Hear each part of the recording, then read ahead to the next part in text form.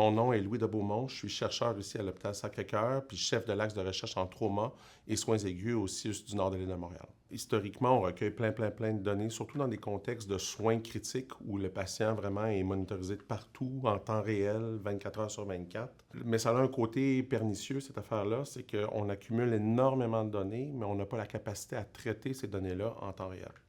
De sorte que pour aller chercher une certaine aide externe à celui du clinicien qui fait de son mieux avec ses capacités quand même à gérer les données, bien, l'intelligence artificielle devient très utile parce qu'elle permet d'accumuler, de faire converger et même d'organiser les données pour en comprendre les impacts sur différents points de bascule au cours d'un soin. C'est-à-dire, par exemple, un patient rentre chez nous aux soins intensifs, a un traumatisme crânien.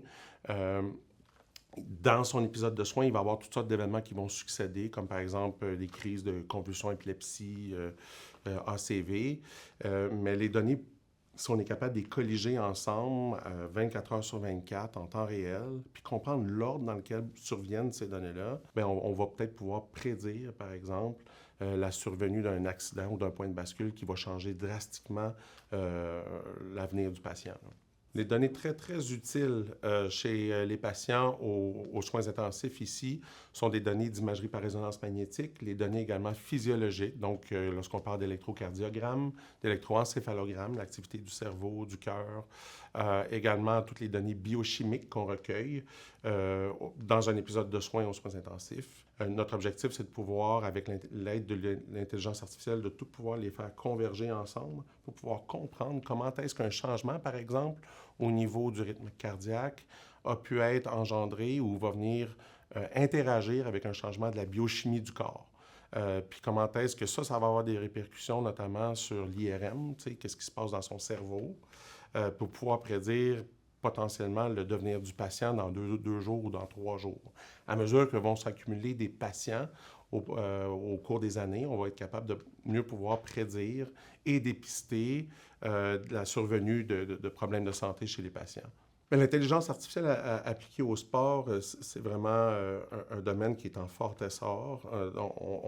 On étudie les commotions cérébrales notamment toujours de la même façon, une fois qu'il est trop tard, essentiellement. On recueille les données des IRM par après, puis on essaie de comprendre pourquoi est-ce que cette personne-là va souffrir plus longtemps versus un autre. Alors que maintenant, en intelligence artificielle, avec des données portables, donc on équipe les athlètes avec des protecteurs buccaux, des vestes qui nous permettent d'aller mesurer de l'activité physiologique en temps réel, tout au long de leur performance sportive.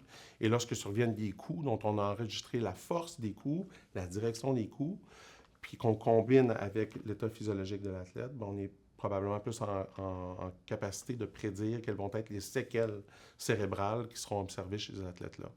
Donc, l'intelligence artificielle permet vraiment de faire cette convergence de données, de mieux comprendre et mieux prédire ce qui va devenir de nos patients, qui est un très grand défi en médecine depuis des années. Là.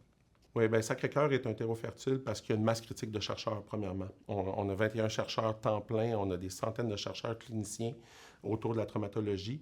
On est autant des experts au plan de la clinique reconnue mondialement que maintenant au plan de la recherche. On a un niveau de financement qui est équivalent à ceux des centres hospitaliers universitaires tels que le CHUM, le CUSUM. Donc, dans notre domaine, on a de l'expertise dans à peu près tous les domaines de la traumatologie. Et si on se met à travailler ensemble, grâce à l'intelligence artificielle qui est capable de comprendre un peu le lexique commun entre nos métiers, on va être capable de faire de très grandes avancées au plan à la fois de la protection des athlètes, la prévention, que même de la personnalisation des traitements pour les patients.